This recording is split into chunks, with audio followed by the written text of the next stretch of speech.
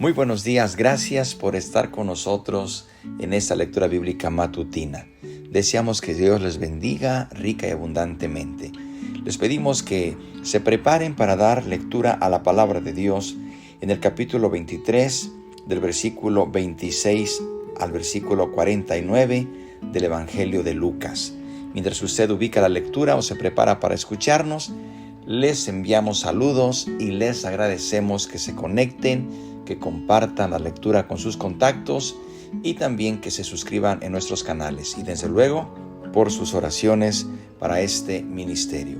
Envíenos sus peticiones para que al final oremos unidos pidiéndole al Señor que obre en cada necesidad. La palabra de Dios dice: y llevándole, tomaron a cierto Simón de Cirene que venía del campo y le pusieron encima la cruz para que la llevase tras Jesús. Y le seguía gran multitud del pueblo y de mujeres que lloraban y hacían lamentación por él. Pero Jesús, vuelto hacia ellas, les dijo: hijas de Jerusalén, no lloréis por mí, sino llorad por vosotras mismas y por vuestros hijos. Porque he aquí vendrán días en que dirán: bienaventuradas las estériles y los vientres que no concibieron y los pechos que no criaron. Entonces comenzarán a decir a los montes: caed sobre nosotros, y a los collados: cubridnos. Porque si en el árbol verde hacen estas cosas, en el seco, ¿qué no se hará? Llevaban también con él a otros dos, que eran malhechores para ser muertos. Y cuando llegaron al lugar llamado de la Calavera, le crucificaron allí, y a los malhechores, uno a la derecha y otro a la izquierda. Y Jesús decía: Padre, perdónalos, porque no saben lo que hacen. Y repartieron entre sí sus vestidos, echando suertes. Y el pueblo estaba mirando, y aún los gobernantes se burlaban de él, diciendo: a otro salvó, sálvese a sí mismo, si este es el Cristo, el escogido de Dios. Los soldados también le escarnecían, acercándose y presentándole vinagre, y diciendo: si tú eres el rey de los judíos, sálvate a ti mismo. Había también sobre él un título escrito con letras griegas, latinas y hebreas: este es el rey de los judíos. Y uno de los malhechores que estaban colgados le injuriaba, diciendo: si tú eres el Cristo, sálvate a ti mismo y a nosotros. Respondiendo el otro, le reprendió, diciendo: ¿ni aún temes tú a Dios, estando en la misma condenación? Nosotros, a la verdad, justamente padecemos, porque recibimos lo que merecieron nuestros hechos. Mas éste ningún mal hizo. Y dijo a Jesús: acuérdate de mí cuando vengas en tu reino.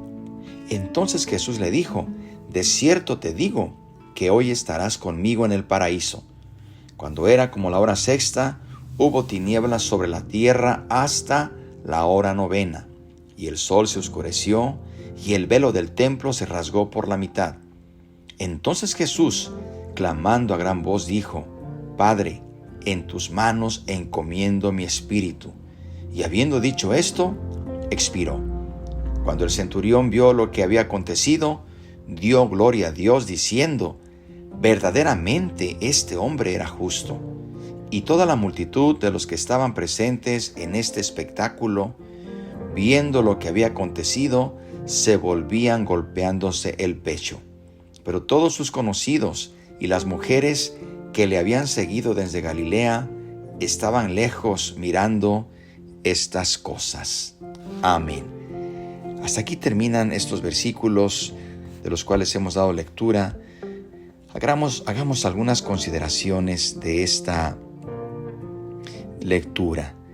Sabemos que la tradición ha bautizado aquel camino que Jesús recorrió a la cruz como el nombre de la Vía Dolorosa.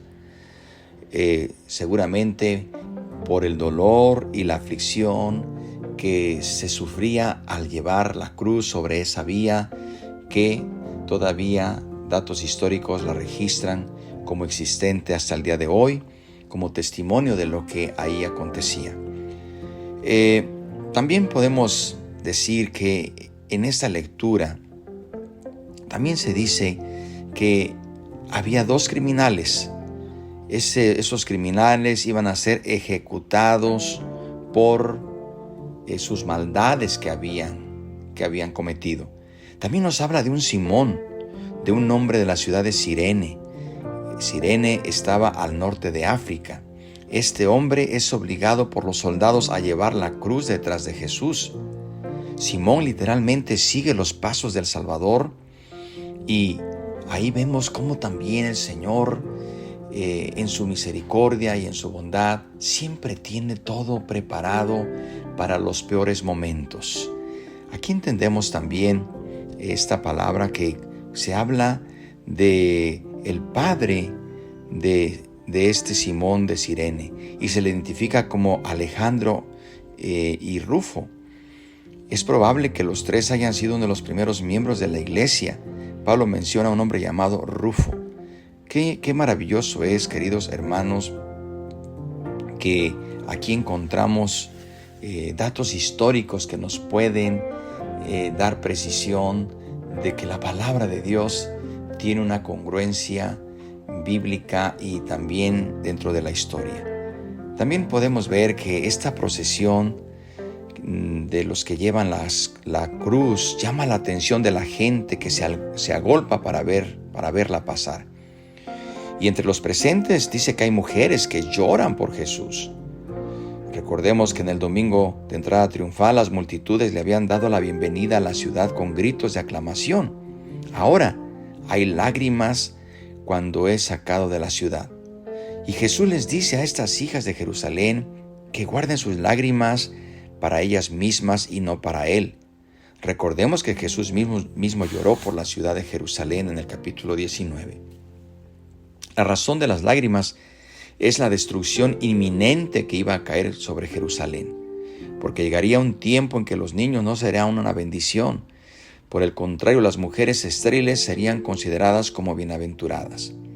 Este será un tiempo en el que la gente llorará pidiendo la protección aún de las montañas y de las colinas ante la violenta destrucción, como ocurrió en los días de Oseas el profeta. Aquí también encontramos algo que el Señor Jesús dice. Si la leña verde arde, entonces, hermanos, claramente, ¿qué no harán con el árbol seco? Jesús hace un contraste entre su propio sufrimiento inocente y el sufrimiento de aquellos que van a estar en aquel día o que han vivido y vivieron la destrucción de Jerusalén. Por otro lado, también vemos que el Señor es crucificado en el lugar llamado de la calavera, cuya palabra aramea es Gólgota. El griego es calavera, que fue traducida al latín como Calvario. A ese lugar se le dio este nombre, sin duda debido a su forma tan especial. La lectura nos indica que crucifican a 2 criminales, uno a cada lado de Jesús.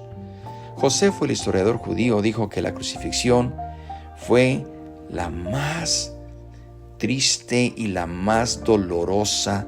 La crucifixión era de las muertes más dolorosas que podía existir. Los romanos eran especialistas en el dolor, hacer sufrir a la gente. Qué tremenda muerte, porque no solamente era la tortura, sino también era la forma en que morían. Aquí entendemos también y podemos seguir con lo que el Señor pronuncia en estas palabras, que ningún evangelio contiene todas las 7 palabras. Se recapitulan de los 4 evangelios. Pero en Lucas encontramos la primera, la segunda y la séptima. Seguramente usted ahora, en esta semana que pasó, pudo escuchar la exposición de estas palabras. Pero aquí Lucas registra la primera palabra, la segunda y la séptima. La primera palabra es la oración de Jesús, que pide perdón por los que están causándole la muerte. Ellos verdaderamente no saben lo que hacen. Estaban crucificando al Hijo de Dios, cuya muerte es por todos los pecadores, pero su pecado y su maldad estaba cegando sus ojos. Jesús fue crucificado, se documenta aproximadamente a las 9 de la mañana y murió a las 6 horas más tarde. En ninguno de los evangelios se dan todos los detalles de lo que ocurrió durante el tiempo que Jesús permaneció en la cruz. La repartición de las ropas de Jesús entre los soldados es un cumplimiento del Salmo 22, específicamente versículo 19. La multitud que se había reunido junto con los líderes judíos y los soldados, todos se mofaron de Jesús, burlándose de su capacidad para salvar a otros, cuando según ellos ni siquiera podía salvarse a sí mismo. Se usan 3 títulos con escarnio: Cristo de Dios el escogido y el Rey de los judíos. Aún el título escrito por Pilato sobre la cruz tiene el propósito de burlarse de él. Este es el Rey de los judíos. La primera parte del versículo 38, donde dice que el título fue escrito en griego, latín y hebreo, fue tomada del Evangelio de Juan, capítulo 19, versículo 20. Y no aparece en el texto original de Lucas. Dice la Escritura que uno de los criminales se une a los espectadores para también burlarse de Jesús. Burlonamente le pide que lo salve, aunque él realmente no le importa la salvación de Jesús. Lo que le importa es bajarse de esa cruz.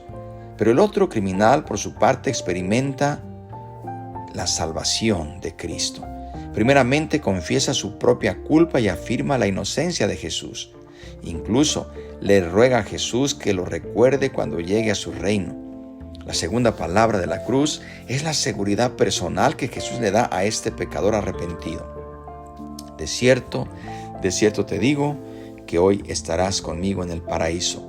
Su salvación estaba mucho más cerca de lo que él pensaba.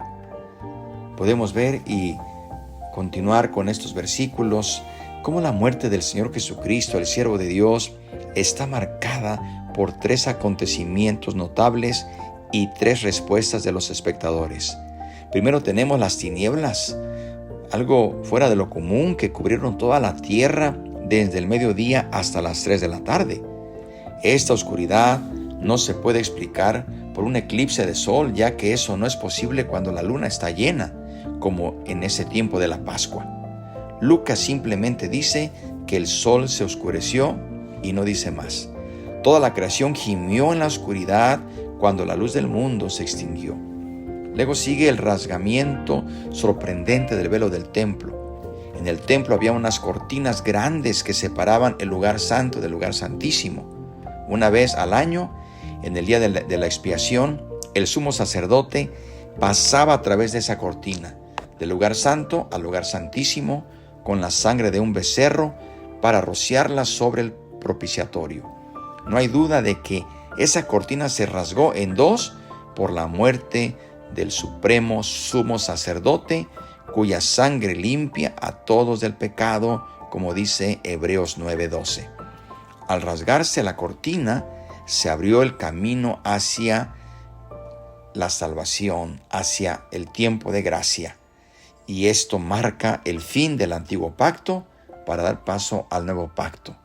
Finalmente, a través de las tinieblas, desde la cruz, se escucha la voz de Jesús que ora con lo último del aliento que le queda diciendo: Padre, en tus manos encomiendo mi espíritu.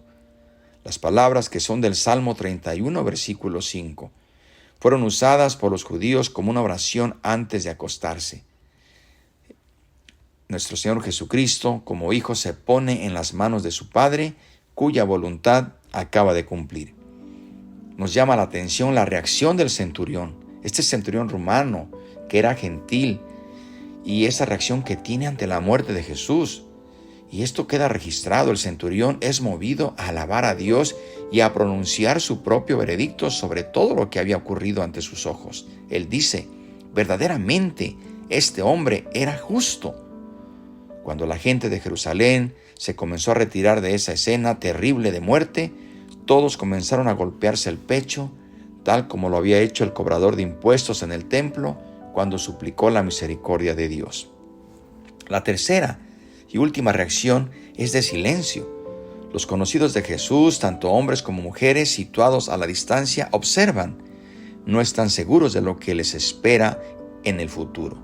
Las mujeres que habían seguido a Jesús todo el camino desde Galilea, recordemos, serán las primeras que irán a su tumba al tercer día, como días atrás acabamos de celebrar ese servicio de resurrección. Así que aquí tenemos la crucifixión y muerte de nuestro Señor Jesucristo. Pero sabemos, creemos y predicamos que nuestro Señor Jesucristo murió por nuestros pecados, pero como veremos en la lectura del día de mañana, Jesucristo resucitó y está a la diestra del Padre para interceder por nosotros. Les invito para que oremos y para que también pidamos por las necesidades. Padre, te damos gracias por tu palabra, gracias porque nos instruyes.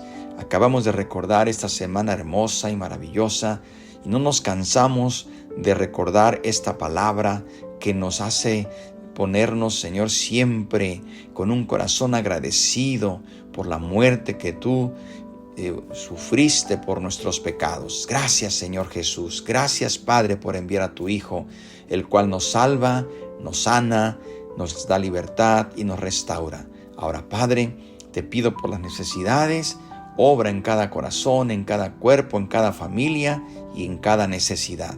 Tú las conoces por nombre y por cada situación en especial. Las ponemos en tus manos por Cristo Jesús. Amén. Que Dios le bendiga, que tenga un día bendecido y recuerde el día de mañana, con el favor de Dios, le esperamos en nuestra siguiente lectura bíblica matutina. Por lo pronto deseo que la paz de Dios sea con cada uno de ustedes.